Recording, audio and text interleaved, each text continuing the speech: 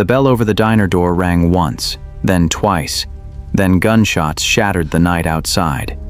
Naima didn't scream. She didn't run. She dragged a bleeding stranger into the back room and hid him behind bags of sugar and flour, seconds before killers stormed in, asking one question: where is the Korean man? What Naima didn't know was that the man shaking behind her wasn't a victim. He was the reason men disappeared without bodies. And by choosing kindness that night, she signed a contract with danger she could never undo. Rain hammered Chicago like it had a grudge. The Blue Lantern diner flickered weakly against the darkness, neon buzzing like a dying insect. Naima Brooks wiped the counter in slow circles, deliberate, controlled, practiced. You learn control when life teaches you that panic costs more than patience. She worked nights because nights paid better. She worked nights because dreams could wait, but rent could not. Before we continue, besties, please like and subscribe. It's the simplest way to support this channel and help these stories keep coming. We drop new, emotionally gripping stories every day just for you. And don't forget to comment where you're watching from and what time it is there. I'd love to see how far this story of love and destiny has reached. At 2:17 a.m., the door swung open hard enough to rattle the glass. The man who stumbled inside didn't belong. His suit was too clean, even soaked through. His shoes cost more than her monthly paycheck. His posture, despite the blood spreading across his white shirt, was straight. Military, straight. Then his knees buckled. He hit the tile hard.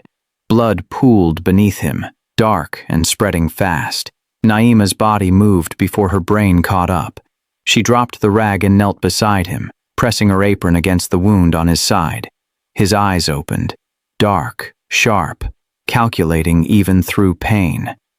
"Help is coming," she said automatically. His hand shot up and gripped her wrist. Not violent. Desperate. No police. Outside, tires screamed against wet asphalt. Voices shouted in a language she didn't understand. Korean, maybe. Angry. Coordinated. The man's grip tightened. "Please." Something in his voice wasn't begging. It was commanding. Like he was used to people obeying without question. Naima looked at the door, looked at the blood, looked at him. This was the moment smart people walk away. She grabbed him under the arms and dragged him through the swinging kitchen doors. He was heavier than he looked, solid muscle beneath expensive fabric.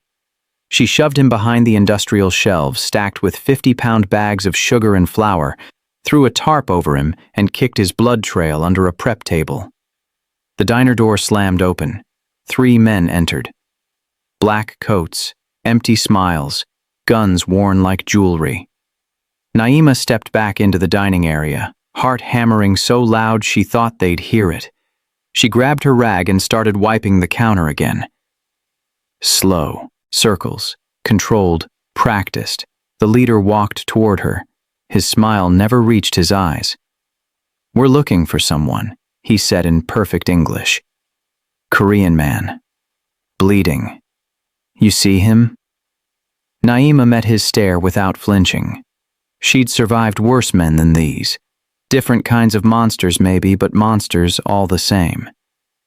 Nobody like that been here. He studied her face. Seconds stretched. Somewhere far away, sirens wailed. The man's smile widened. He leaned close enough she could smell cigarettes and expensive cologne. "If you're lying," he whispered, "we'll know." Then they left. The bell rang once as the door closed. Naima waited. 10 seconds. 20. Her hands shook so hard she had to grip the counter to steady them. Behind her, fabric rustled. The stranger stepped out from hiding, blood still seeping through his shirt.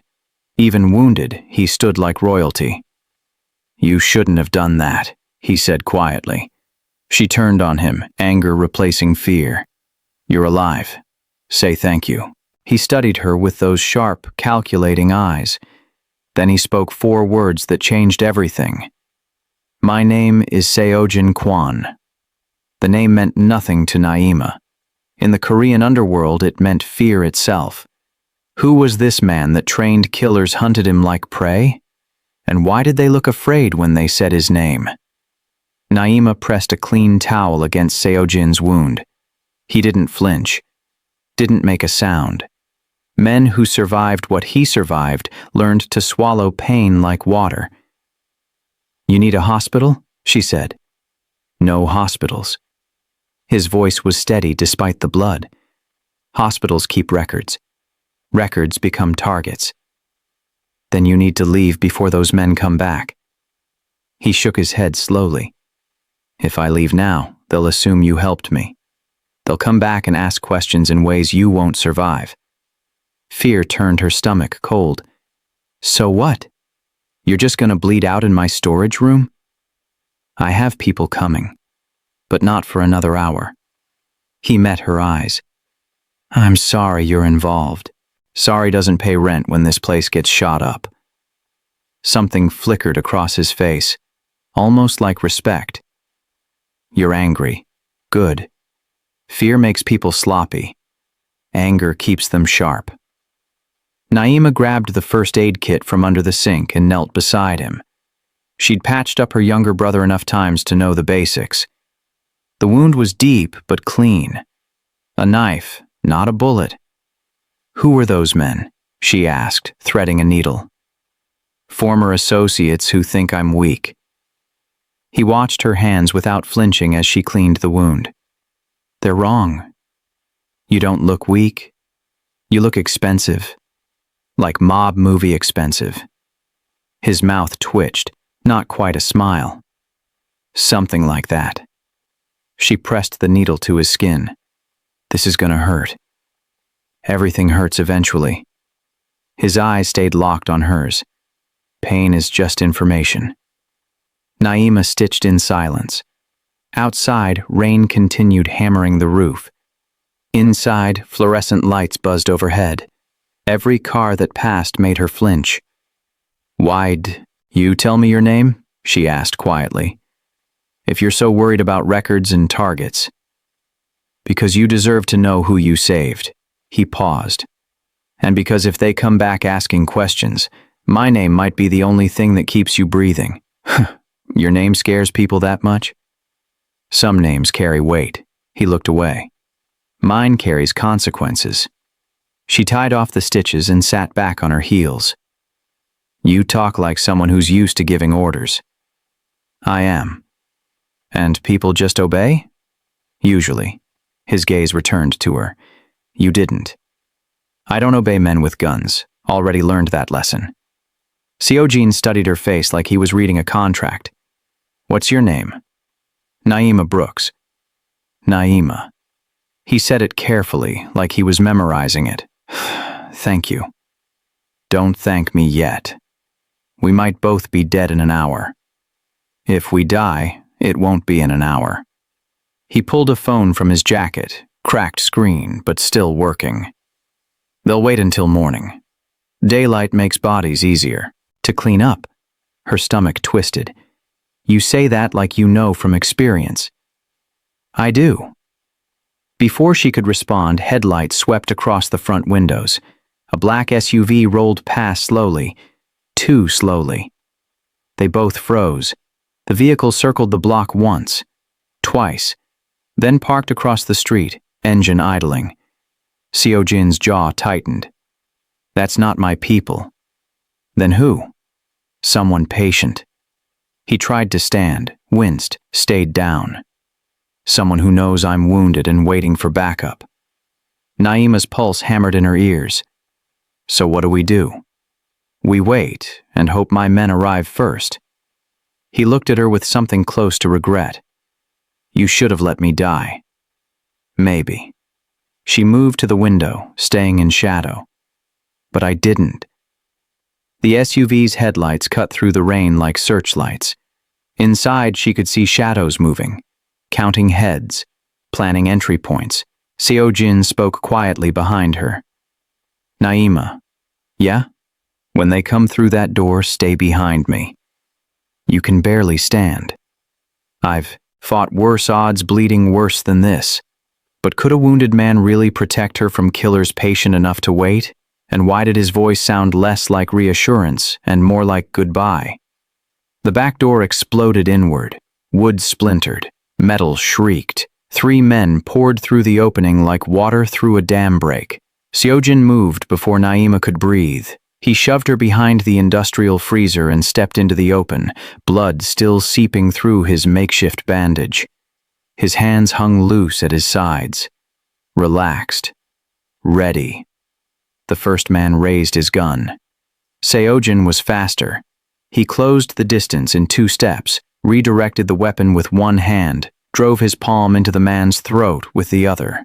The gunman dropped, gasping, choking on his own crushed windpipe. The second man fired.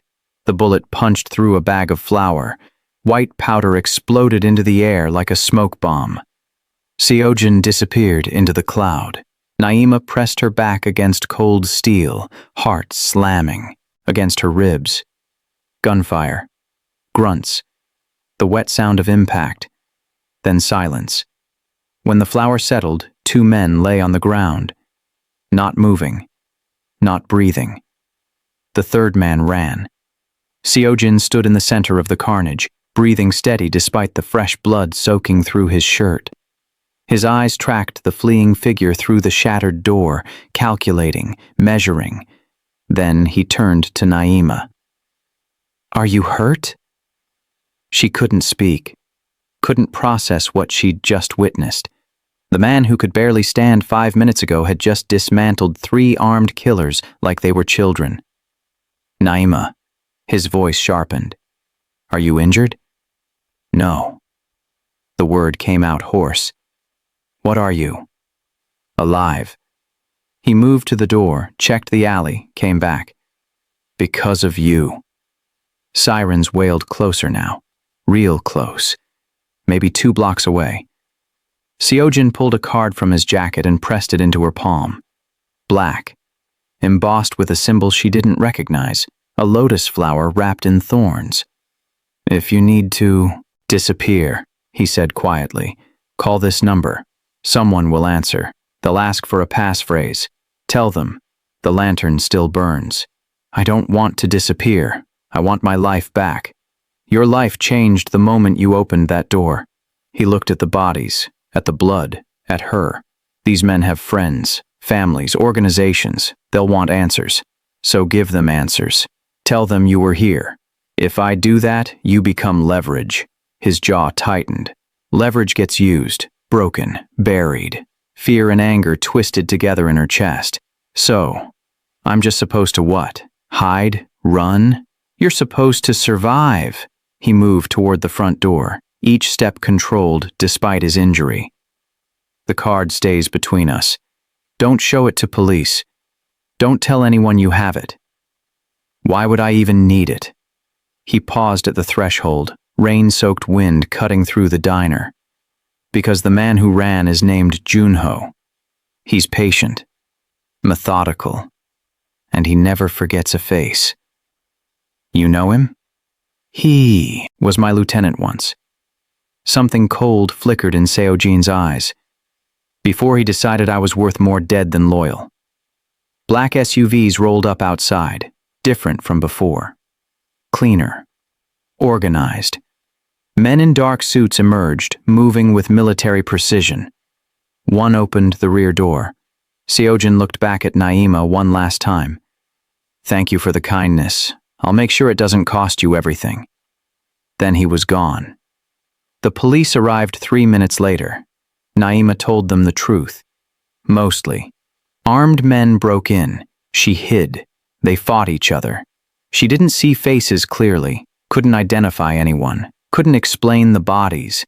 The detective didn't believe her, but he couldn't prove otherwise. They left at dawn.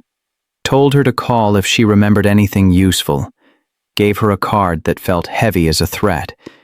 Naima locked the diner doors and stood in the wreckage. Flour dust coated everything.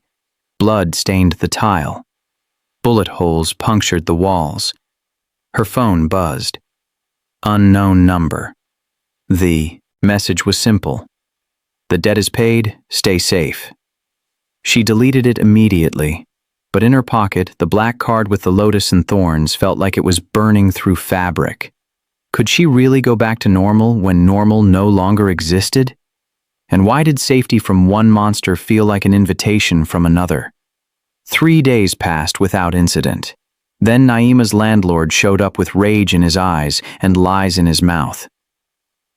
"You're 2 months behind," Marcus Tibbs shouted across the diner, spit flying with each word.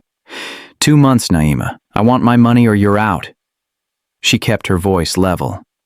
"I paid you. Cashier's check. First of every month like always. Prove it." "You cashed the checks. That's your proof."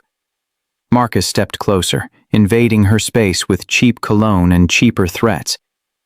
"I got no record of any checks, so either you pay up by Friday or I'm changing the locks." Naima's hands curled into fists. She'd dealt with men like Marcus before, small men who felt big, when they had power over women alone. She'd paid him, had receipts at home to prove it. But receipts didn't matter when landlords lied and tenants had no leverage. "I'll bring the documentation," she said quietly.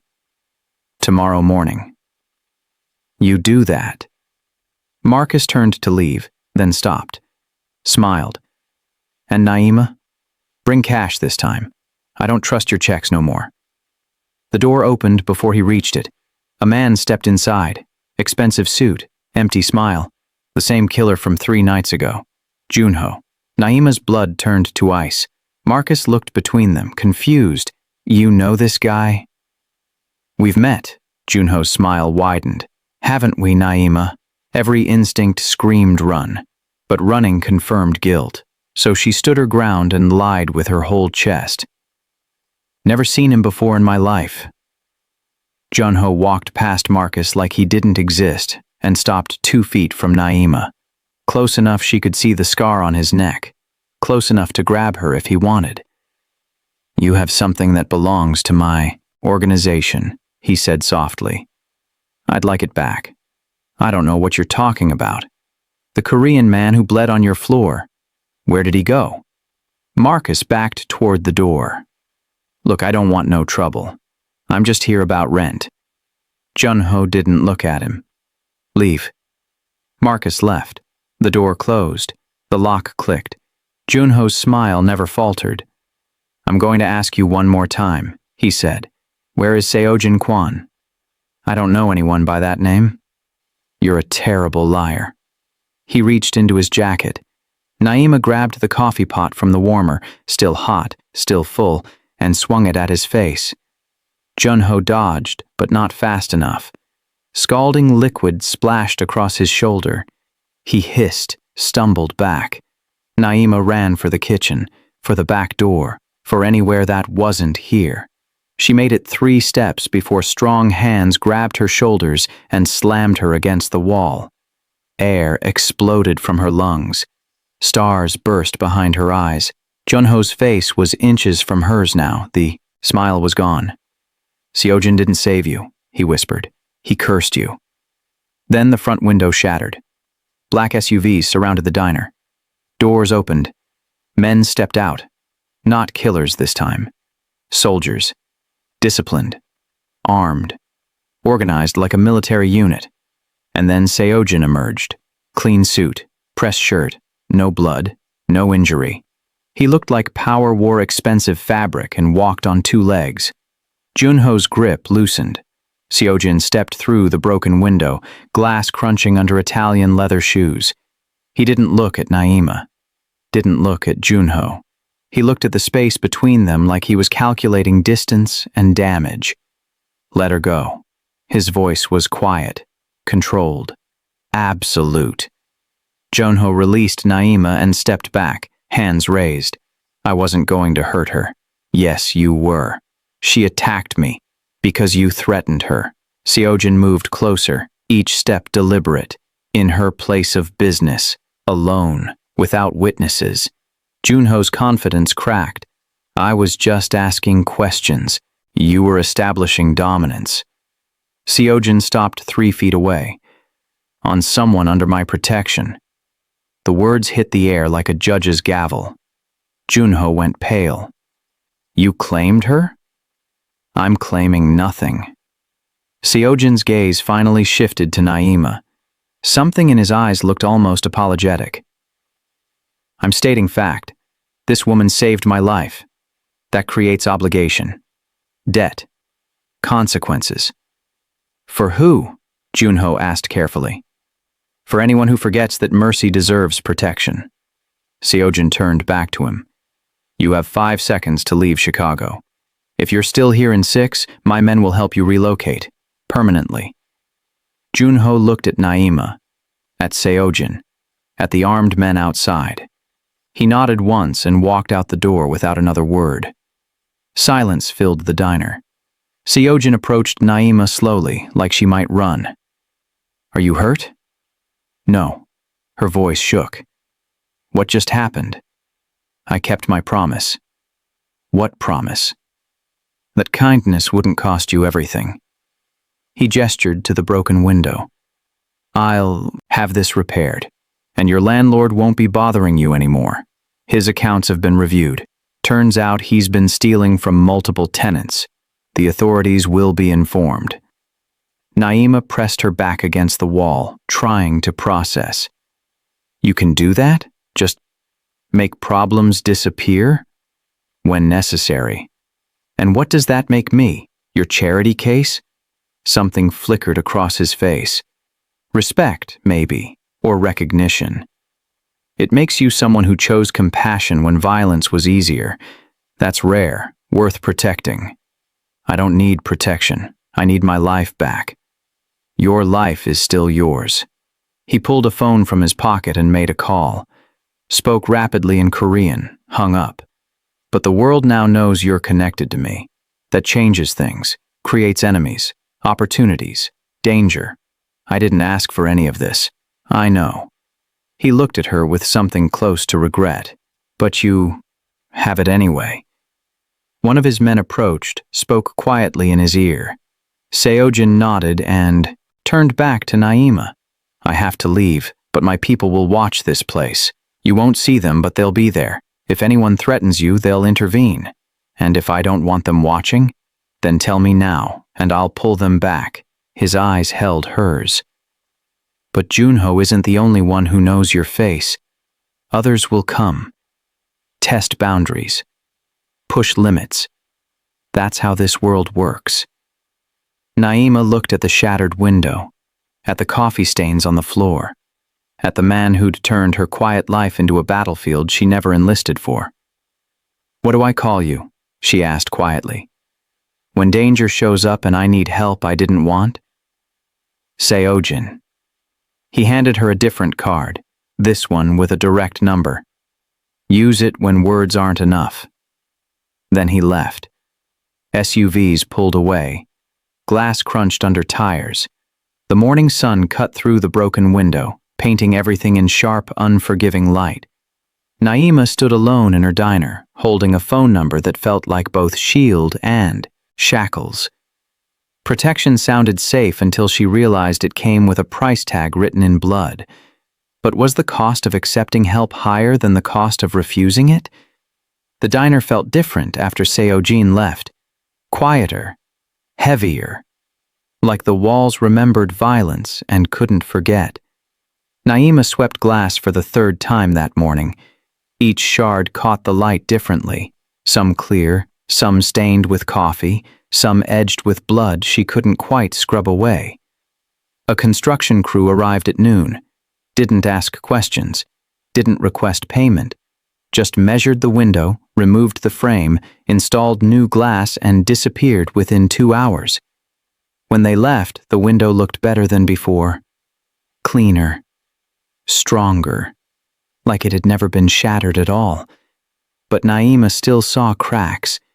She tried working her evening shift like nothing changed. Served coffee to regulars who complained about traffic. Flipped burgers for teenagers who didn't tip. Smiled at customers who never looked up from their phones. Normal, ordinary, safe. Except every time the door opened, her hand moved toward the knife in her apron pocket. Every time headlights swept past outside, her pulse jumped. Every shadow looked like Junho. Every stranger felt like a threat. At midnight, she locked the doors and walked 3 blocks to her apartment. Checked over her shoulder twice per block. Took the long route past the 24-hour bodega where light and witnesses existed. Her building was quiet. Too quiet. She climbed the stairs to the 3rd floor, keys ready, phone in hand with 911 pre-dialed just in case. Her door was locked, untouched, exactly as she'd left it. Inside, everything was wrong. Not damaged, not stolen, just different. The window was closed. She always left it cracked for air.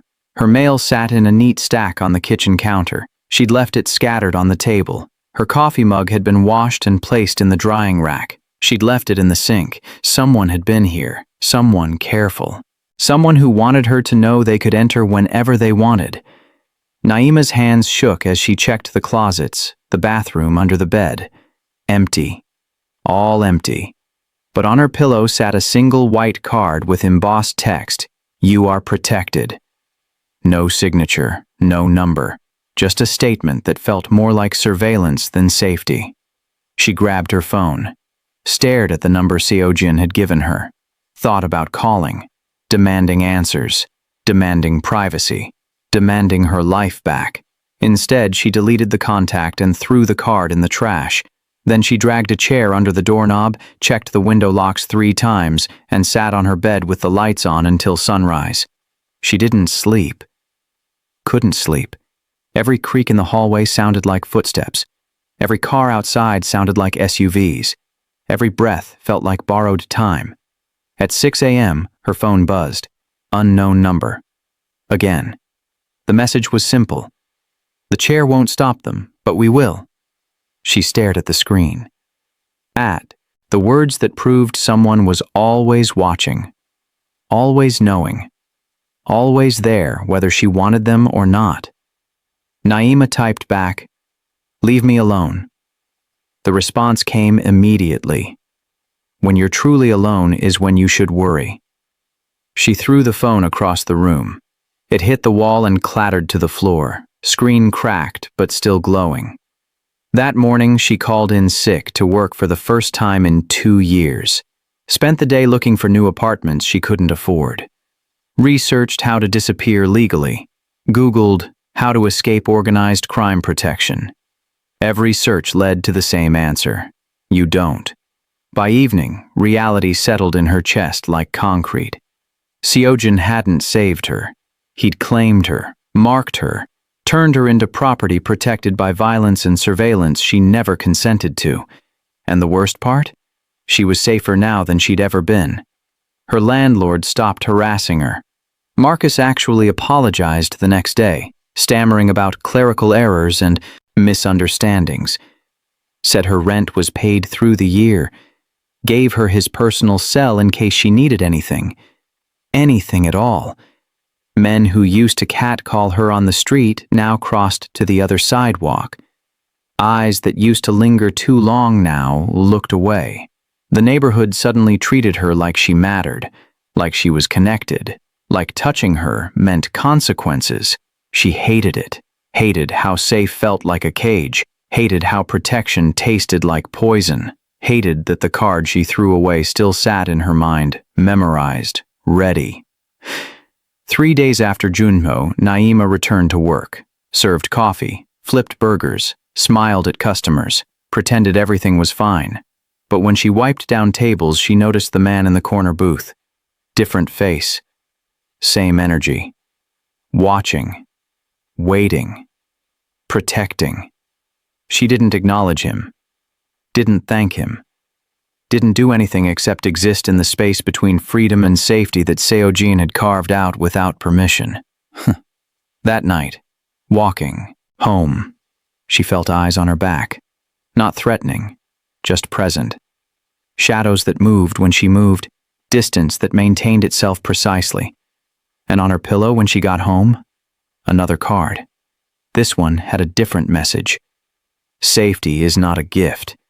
It's a choice. Make yours. Naima crumpled the card and threw it away. But this time she didn't delete Seojin's number. Protection felt like prison until danger reminded her why cages exist. But could she live in a gilded box built by hands stained with blood? Or was freedom worth dying for? Marcus showed up at the diner Tuesday morning with flowers and fear in his eyes. "Look, Naima, I'm real sorry about last week."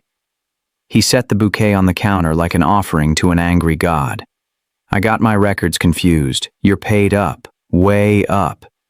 I'm actually refunding you for the overcharge." He slid an envelope across the counter. Fat with bills. Naima didn't touch it. "What changed, Marcus?" "I made a mistake. Simple as that." "You called? Me a liar 3 days ago. Now I'm getting refunds?" Marcus wouldn't meet her eyes. "Sometimes I get my paperwork mixed up. It happens." "No, it doesn't." She pushed the envelope back. "Someone got to you." "Nobody got to me." His voice cracked. "I'm just trying to make things right." "Marcus, look at me." He did, reluctantly. "Who scared you?" "Nobody scared me." But sweat beaded on his forehead despite the air conditioning. I got a call. From some investors. Said they were interested in the building. Asked about tenant satisfaction. Quality of management. That kind of thing." "What kind of investors?" "The kind you don't ask questions about." He backed toward the door. "Just take the money, Naima. And if you need anything at all, you call me first, not the cops, not maintenance. Me." He left before she could respond. The envelope sat on the counter. Naima counted it. $3,000. More than Marcus would voluntarily refund in a lifetime. She put it in the register and tried not to think about what kind of phone call makes a greedy landlord generous. The lunch rush came and went. Regulars ordered the usual. Teenagers complained about homework. Life continued in the ordinary way life does when nobody knows you're drowning in consequences you didn't choose. At 2 p.m., the diner door opened. Junho walked in. Every muscle in Naima's body locked. Fear flooded her system, cold and paralyzing. He wasn't alone this time. 2 men flanked him, bigger, quieter, armed underneath tailored jackets that didn't quite hide the bulges. But Junho wasn't smiling anymore. His face was blank, professional, the kind of blank that meant business, not pleasure. He sat at the counter, gestured for his men to take a booth by the window. Naima stayed behind the register, hand near the panic button one of Seojin's men had installed last week. One press and help would arrive in under 90 seconds. Maybe. "Coffee," Junho said quietly. "Black." She poured it, with shaking hands, set the cup down carefully, stepped back. He didn't drink it, just wrapped his hands around the ceramic like he needed the warmth. "I'm not here to hurt you," he said every man who ever did. His jaw tightened. "Seojin thinks you're innocent. He thinks you're some kind of moral compass in an immoral world, that protecting you means something. And you don't? I think you're a weakness." He finally looked up. A vulnerability. A pressure point. "You're the one thing that makes him hesitate, that makes him human. And humans make mistakes." Naima's heart hammered so loud she thought everyone could hear it. "Why are you telling me this?" "Because I want you to understand what you've become." He pushed the coffee away untouched. "You're not his charity case. You're his Achilles heel. And in my world, weaknesses get exploited, tested, destroyed. Then why aren't you destroying me now?" "Because Seojin would burn Chicago to ash if I touched you." Something like respect flickered in his eyes. "He's claimed you publicly. That means you're untouchable. Sacred. Protected by more than just bodyguards. Protected by reputation. By fear. By the understanding that harming you means war. So I'm safe. No, Junho stood, dropped a 50 on the counter for coffee he didn't drink. You're valuable. There's a difference. He walked toward the door. His men followed. At the threshold, he paused. One more thing, Naima Brooks. When the next person comes for you, and someone will, don't assume Seojin's protection is absolute. Protection only works when the protector knows you're in danger. And some threats are quieter than gunfire. Then they were gone. Naima stood frozen behind the counter, Junho's words echoing in her mind. The man in the corner booth, Seojin's watcher, stood and followed them outside.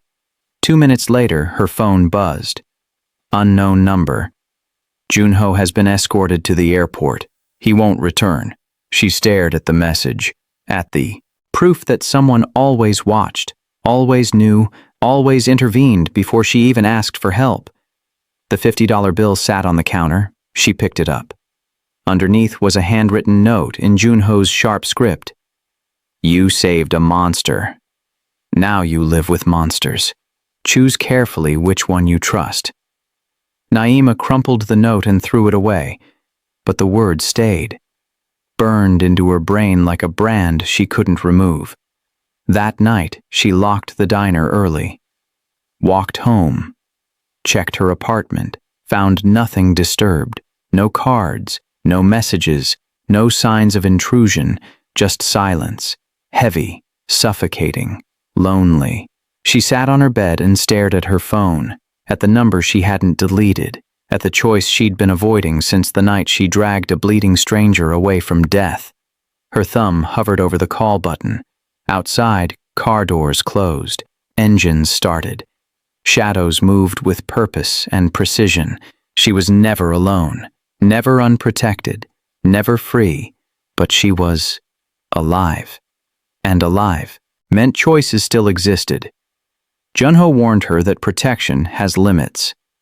But what happens when those limits get tested?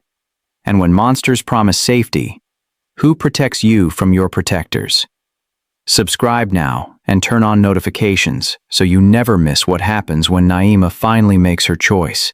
The choice between freedom and survival, between isolation and protection, between the woman she was and the woman she's becoming. Drop a comment below and tell us, would you accept protection from someone dangerous? Share your thoughts and inspire others who might be facing impossible decisions. These stories matter because your voice matters. Black SUVs rolled up like a storm nobody ordered. Naima was closing the register when headlights flooded the diner.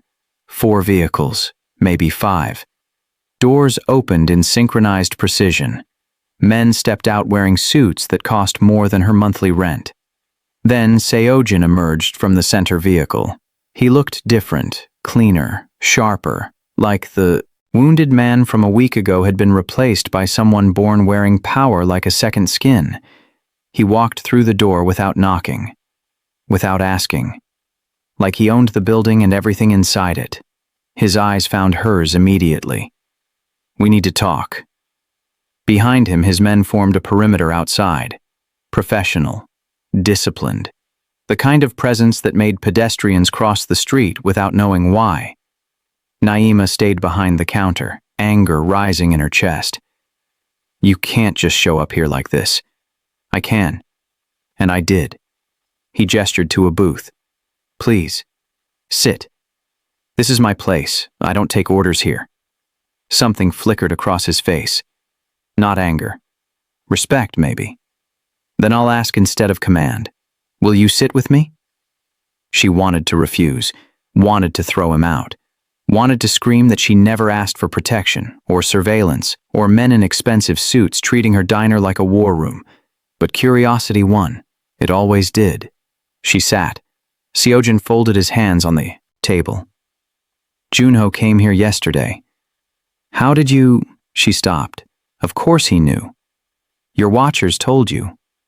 They did their job. Keeping you alive is their only priority. I didn't ask for that. You didn't have to. He leaned forward slightly. When you saved my life, you created a bond. In my world, bonds mean obligations, debts. consequences that don't disappear because they're inconvenient. So I'm just stuck? Forever watched? Forever protected whether I want it or not? You're stuck being visible. His voice softened. That's the cost of kindness to dangerous men. Visibility attracts attention. Attention creates enemies. Enemies require protection. Naima's hands curled into fists on the table. And if I say no, if I tell you to take your men and your protection and leave me alone, then I will. He met her eyes without flinching. But you need to understand what that means. My enemies know your face now. They know you matter to me. If I pull protection, they'll test. Whether I meant it. They'll hurt you to prove I'm weak. To prove loyalty can be broken. So I'm leverage. Yes, at least he was honest. Naima looked out the window at the men standing guard, at the SUVs that probably cost more than her entire building, at the world Seojin inhabited where violence was currency and protection was purchase price. "What do you want from me?" she asked quietly. "Nothing." The answer came quick, certain. "I want nothing except to ensure the woman who saved my life doesn't die because of that choice." "Everyone wants something. Not from you." He paused. "You gave freely when you could have walked away. That's rare. Maybe unique. I'm not here to corrupt that. I'm here to preserve it. By making me a prisoner in my own life? By keeping you breathing long enough to live it." He stood, pulled an envelope from his jacket and set it on the table. "This is the deed to your diner. Paid in full. No strings, no ownership, just a gift for services rendered." Naima stared at the envelope like it might explode. "I can't accept this."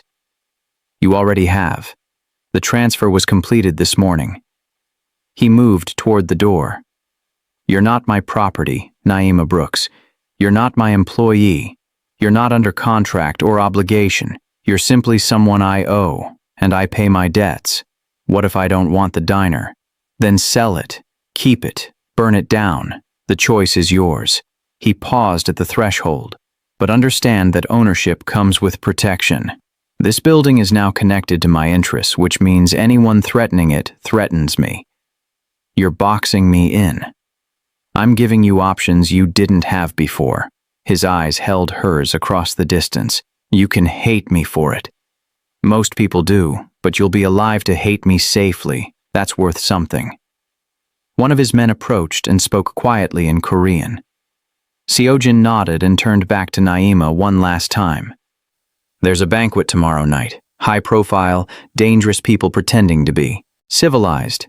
He pulled a card from his pocket. "You're invited. Not as my date, not as my guest, as my equal. Someone I respect enough to introduce to my world honestly." Why would I want to meet dangerous people? Because refusing to see danger doesn't make it disappear. It just makes you blind when it arrives. He set the invitation on the counter. "The choice is yours. It always has been."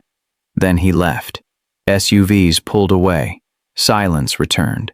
Naima sat alone with an envelope that changed everything and an invitation that terrified her. Outside, the watcher in the corner coffee shop raised his cup in a subtle salute. Still there. Still watching. Still protecting whether she wanted it or not. She opened the envelope. Inside was the deed. Her name on official documents. Ownership transferred without her signature. Power given without permission. And underneath the deed was a handwritten note in Seojin's precise script. "You saved a monster. Now the monster protects you. Fair trade." Power arrived wrapped in gifts she never asked for, but was accepting generosity from dangerous hands the same as accepting danger itself?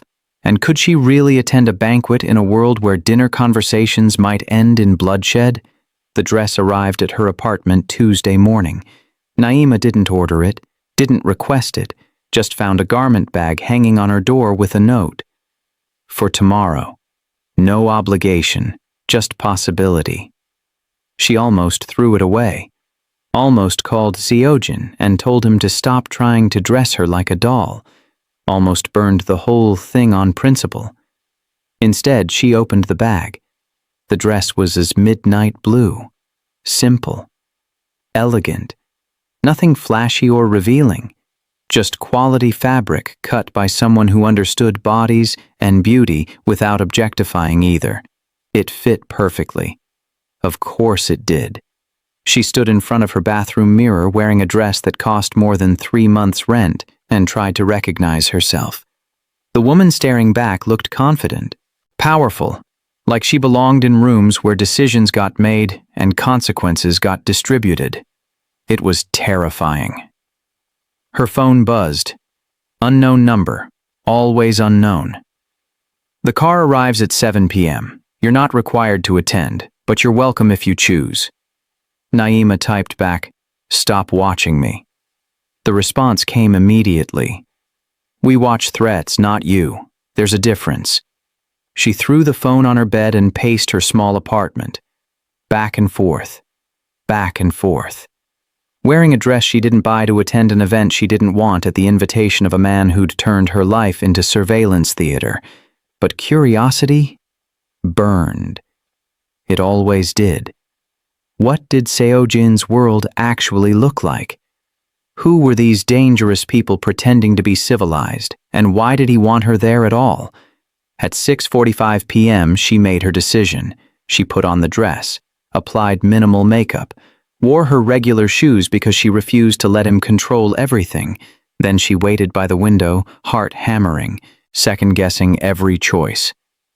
At 7 p.m. exactly, a black sedan pulled up. Not an SUV, not a convoy, just one car with a professional driver who opened the door without speaking. Naima got in before fear could change her mind. The banquet was held at the Apex, a hotel so expensive even looking at it felt like trespassing. Crystal chandeliers, marble floors, staff who moved like choreographed dancers. Seojin waited in the lobby. Different suit, same presence. He saw her, and something in his expression shifted. Surprise, maybe. Or appreciation. "You came." "I'm curious," she kept her voice level. "Doesn't mean I'm comfortable." "Comfort is overrated," he offered his arm. "Shall we?" She ignored the arm and walked beside him instead. Equal, not accessory. He smiled slightly. I expected nothing less. The ballroom was filled with people who looked like they owned cities. Men in suits, sharp enough to cut. Women in dresses that cost more than cars. Conversations conducted in multiple languages with smiles that never reached eyes. Seojin guided her through the crowd, introducing her simply. "This is Naima Brooks. She's under my protection." Every introduction got the same reaction. Eyes widening. Posture straightening. Immediate respect mixed with careful curiosity. Being introduced as protected was apparently more powerful than being introduced as partner. Naima hated it. "Why are you doing this?" she whispered between introductions. "Parading me around like some kind of statement?" "Because statements matter." He led her to a quieter corner.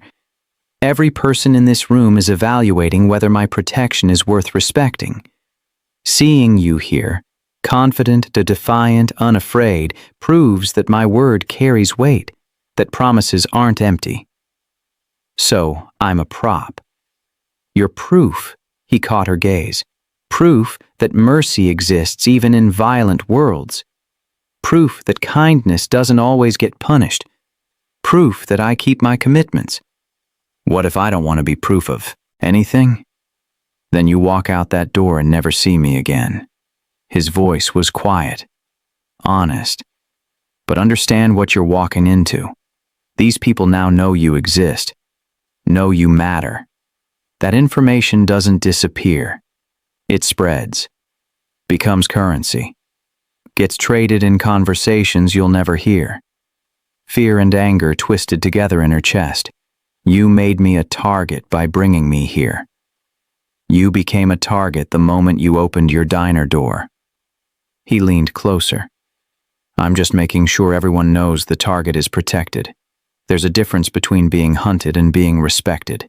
Tonight ensures the latter. By putting me on display. By showing them you're not afraid. His eyes held hers. And you're not. I see it. They see it. That courage is more valuable than any weapon I carry. Before she could respond, a woman approached. Tall, elegant, wearing confidence like armor. Seojin. Her accent was Korean, her English perfect. Introduce me to your guest. Minister Yoon. This is Naima Brooks. He gestured formally. Naima. Minister Yoon oversees certain diplomatic relations between Chicago and Seoul. The minister's eyes evaluated Naima like a contract being reviewed. The woman who saved your life. Yes. Interesting. Minister Yoon smiled.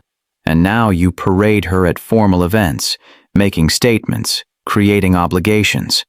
Creating clarity, Seojin corrected. So there's no confusion about commitments. Confusion is what keeps diplomacy functional. The minister turned to Naima.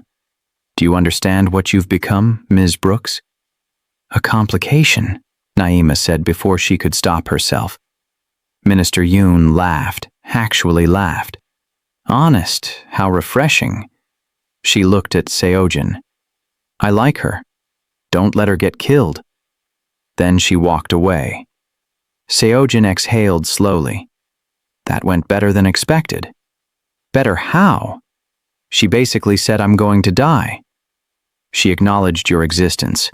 In this world, acknowledgement is the first step to legitimacy. He guided her toward the exit. Come, you've been seen. Statement made. No need to linger. Outside, the night air felt like freedom after suffocation. Naima leaned against the building, trying to process everything. Why me? She asked quietly. Of all the people you could protect, why make me the face of your mercy? Seojin was quiet for a long moment. Then, because you didn't hesitate, didn't calculate, didn't weigh consequences before acting. That kind of instant compassion is rare. Worth protecting. Worth proving exists. Even if it costs me everything, nothing worth having is free. He looked at her with something close to regret. I wish I could give you safety without visibility, protection without price. But that's not how my world works. Survival requires sacrifice. Always. The car pulled up. Driver waiting. Escape available. Naima looked at Seojin, at the man who'd turned her simple act of kindness into complicated consequences she'd spend years untangling. I don't want to be proof, she said. I just want to be me. Then be you. His voice was gentle. But be you alive. Everything else is negotiable. Minister Yoon's warning echoed in her mind. Don't let her get killed. But how do you survive being proof of someone else's humanity when humanity in violent worlds is the first thing sacrificed? Naima didn't sleep that night. She lay in bed staring at her ceiling, replaying conversations, analyzing reactions, trying to understand the game she'd been drafted into without consent. At 3 a.m., her phone buzzed. Not unknown this time. Seojin's direct number. Can't sleep either? She debated not responding, debated throwing the phone away, debated burning every bridge before bridges became chains. Instead, she typed, Why are you awake? Thinking about consequences. Whose? Everyone's. She sat up, exhaustion making her honest. I didn't ask for this life. I know. I don't want to be protected like property. I know that too. Then why won't you let me go? His response took longer this time. When it came, it was voice instead of text. His actual voice. Tired. Human. Because letting you go means letting you die. And I've caused enough death without adding yours to the list. Naima held the phone, heart aching for reasons she couldn't explain. You can't save everyone. No, but I can save you. He paused. If you'll let me. What does that even mean? Letting you save me? It means accepting that safety sometimes comes from unexpected places, that protection doesn't always mean control, that maybe, just maybe, I'm trying to do one good thing in a life full of terrible ones. She closed her eyes. I'm tired, Seojin. Tired of being watched. Tired of being valuable. Tired of decisions made for me. Then make your own decisions. His voice was quiet, careful. Tell me what you need, what boundaries you want, what feels like prison versus what feels like safety. I'll adjust. You'll adjust? Skepticism sharpened her words. Just like that? Just like that. I don't believe you. Then test me. The challenge was gentle. Tell me one thing you need changed. Watch me change it. Naima thought about the watchers, the surveillance, the constant presence of men in shadows. I want to walk to work alone. No guards, no protection detail, just me and the sidewalk. Silence on the other end. Long enough she thought he'd hung up. Then, done. Starting tomorrow morning, you walk alone. Just like that? Just like that, he sighed. But understand the risk. Junho might be gone, but others exist. People who test boundaries, who push limits, who see unprotected as weak. I'll handle it. I know you will. Something in his voice sounded almost proud. You've handled everything so far. They sat in silence. Not uncomfortable. Just present. Two people awake at 3 a.m. for different reasons that somehow felt connected. Seojin? Yes. At the banquet, you said mercy exists even in violent worlds. Do you actually believe that? Another long pause. I want to. You make me want to. That's not the same as believing. No, but it's a start. He exhaled slowly. Before you, I operated on rules, power, control, consequences, simple equations where mercy was weakness and compassion was liability. Then you chose kindness when logic said run, and now what?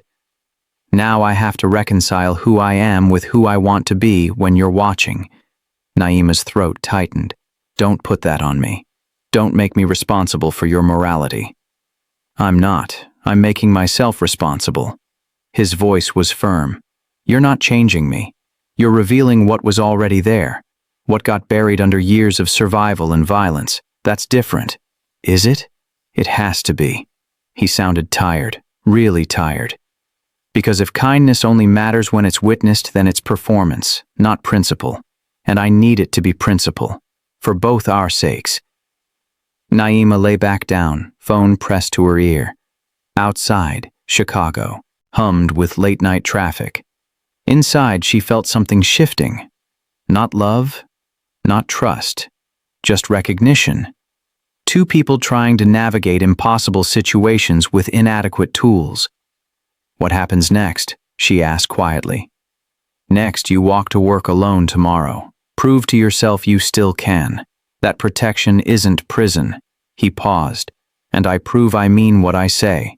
That boundaries matter. That your choices carry weight. And after that we figure it out. Day by day.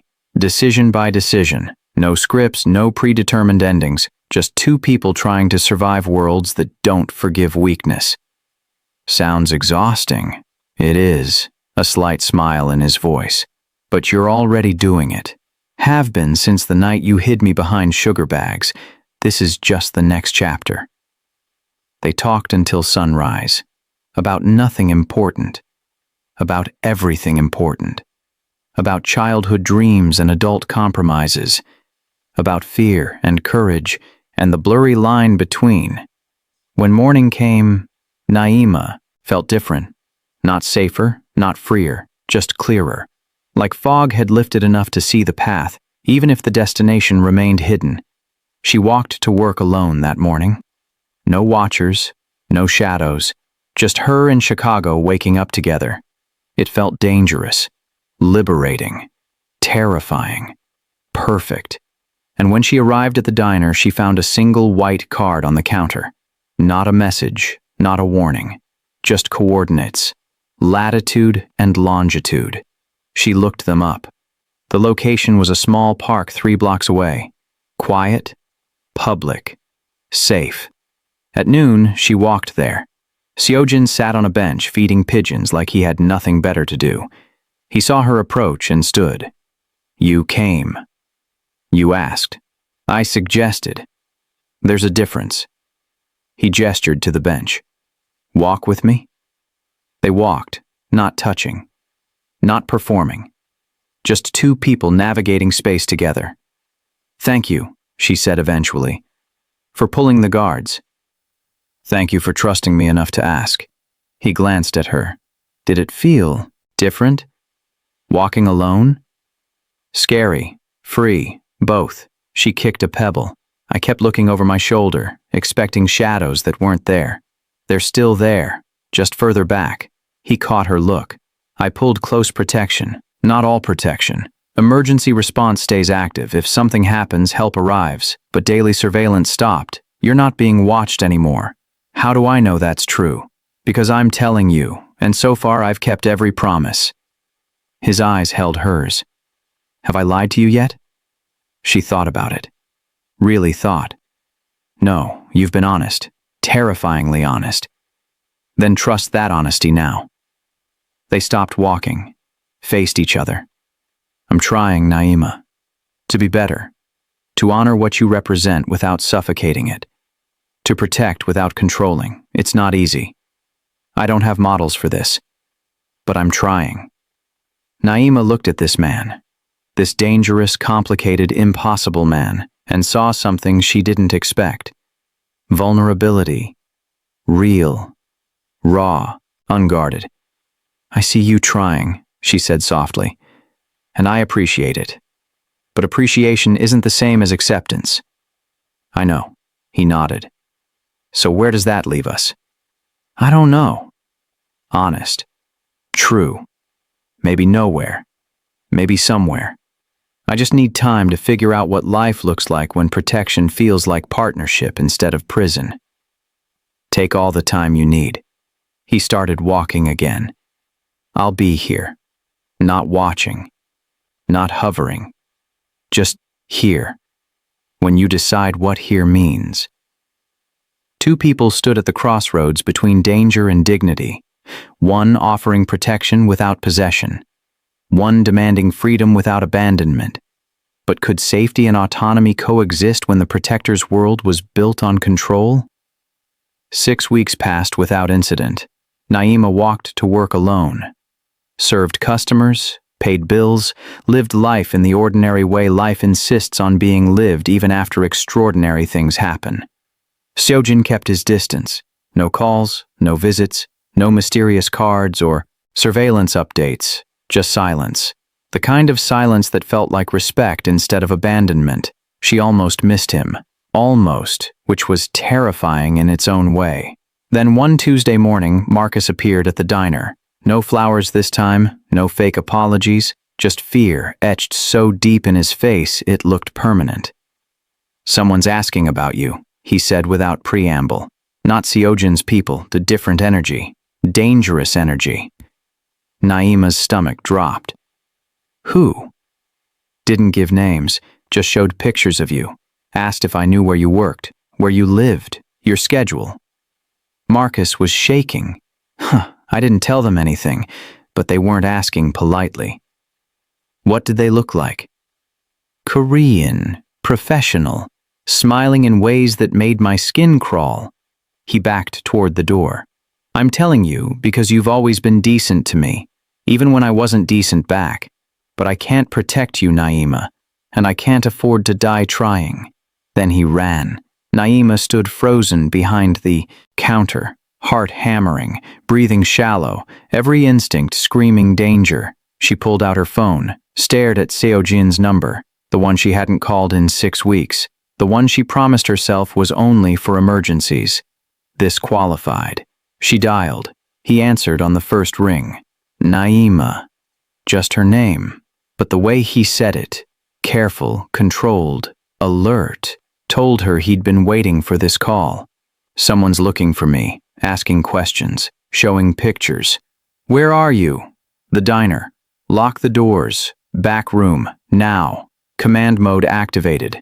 I'm 10 minutes away. Seojin, do it. Now. Questions later. She locked the doors, flipped the close sign, moved to the back room where sugar bags and flour sacks still sat stacked like the night this all started. 8 minutes later, SUVs surrounded the building.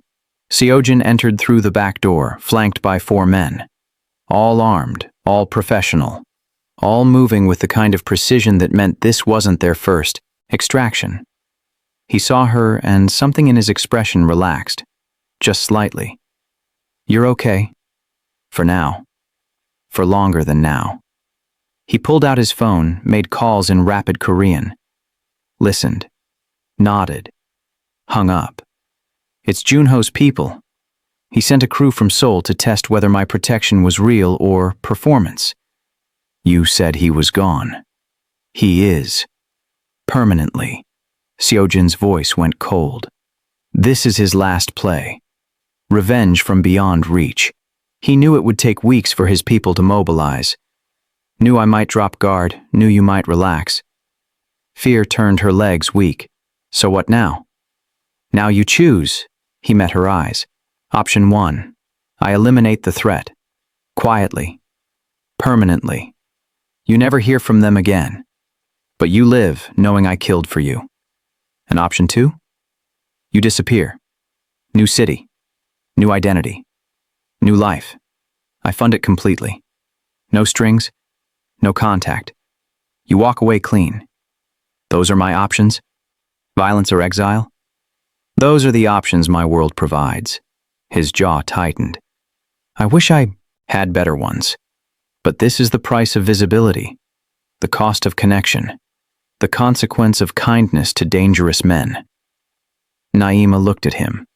At the man who'd kept his distance when she asked. Who'd honored boundaries when pressing would have been easier. Who was offering her violence or freedom and making sure she knew the weight of both choices. What do you want me to choose? She asked quietly. I want you to choose life. Whatever form that takes. His voice was gentle. You saved mine once. Let me save yours now. However you'll accept it. She thought about running. Starting over. Becoming someone new in a city where Korean Mafia politics didn't reach. It sounded peaceful. Safe. Lonely. She thought about staying. Accepting Seojin's protection completely. Living in the world he inhabited with all its violence and consequences. It sounded dangerous. Complicated. Real. Option 3, she said. There is no option 3. Then we make one. She stepped closer. I don't run. I don't disappear. I don't let danger dictate my life. But I also don't accept protection that requires you killing people in my name. That's not safety. That's ownership. Then what do you want? I want the truth. Public truth. I want you to go to whoever's in charge. Minister Yoon, your bosses, whoever. And make it clear that I'm not your weakness. I'm not leverage. I'm not property or possession. I'm someone under your protection who carries no strategic value beyond basic human decency. Seojin studied her face. That might not work. But it's honest. She held his gaze. And if your world runs on power and perception, then let's change the perception. Make me worthless as leverage. Make protecting me about principle instead of strategy. Make mercy matter more than manipulation. He was quiet for a long moment. Then slowly he smiled. Actually smiled. You continue to surprise me. Is that a yes? It's a maybe. He pulled out his phone. Let me make some calls. See if truth is powerful enough to outweigh tactics. He spent 20 minutes on the phone, speaking Korean, arguing, negotiating, building consensus from fragments of agreement. When he finished, he looked tired but satisfied. Minister Yoon will make a statement. You're officially recognized as a private citizen under diplomatic courtesy protection. Not strategic asset, not leverage point, just someone who showed kindness and earned respect. Touching you becomes international incident, not because you matter to me strategically, Because violating diplomatic courtesy matters to everyone. That works. It does now. He gestured to his men. They're pulling back. Junho's people will get the message within hours. Crisis resolved without bloodshed. Naima felt something loosen in her chest. Not quite relief. Not quite peace. Just space to breathe. Thank you. Thank you. He moved toward the door. For choosing option 3. For making me find better answers. For proving mercy can be practical, instead of just idealistic. Seojin? He turned back. This doesn't mean we're friends, or partners, or whatever people think we are. I know, but it doesn't mean we're nothing either. Something shifted in his expression. Hope, maybe, or recognition. What does it mean? It means I'm choosing to exist in a complicated world with complicated people. And you're one of those people. She managed a small smile. Don't make me regret it. I'll do my best. He paused at the threshold. For what it's worth, you've already changed things. Proved protection can exist without possession. That power can serve instead of control. That mercy matters even when it's inconvenient. That's a lot of weight for one person to carry. You're stronger than you think. He looked at her one last time. The world needs more people who hide strangers behind sugar bags. Don't let it make you harder than necessary. Then he left. Naima stood alone in her diner. Same building, same counter, same life, but fundamentally different. Not because Seojin had changed her, but because she'd changed what protection could mean, what power could serve, what mercy looked like when practiced instead of just promised. Outside, Chicago continued its ordinary chaos. People walked past without knowing a small diner had just rewritten the rules of survival in a violent world, without knowing that kindness had proven more strategic than cruelty, without knowing that one woman's refusal to be owned had made mercy matter. Her phone buzzed. Seojin, one final message. Be safe, be stubborn, be you, she typed back. Always. Naima chose dignity over safety and forced the world to honor that choice. She proved that protection without possession was possible, that boundaries could be respected even by dangerous men, that mercy mattered more than leverage. But in a world built on power and consequences, how long could principle outweigh profit? How long until the next test arrived? And when it did, would Seojin's protection still hold when she refused to be property worth dying for? Subscribe now and turn on notifications, because this story isn't over. It's just beginning. The next chapter reveals what happens when diplomatic courtesy meets street-level threats, when mercy gets tested by people who don't respect international incidents, when Naima's choice to exist on her own terms faces challenges that paperwork can't solve. Drop a comment and tell us, would you choose dignity over guaranteed safety? Would you force dangerous men to respect boundaries instead of accepting comfortable cages?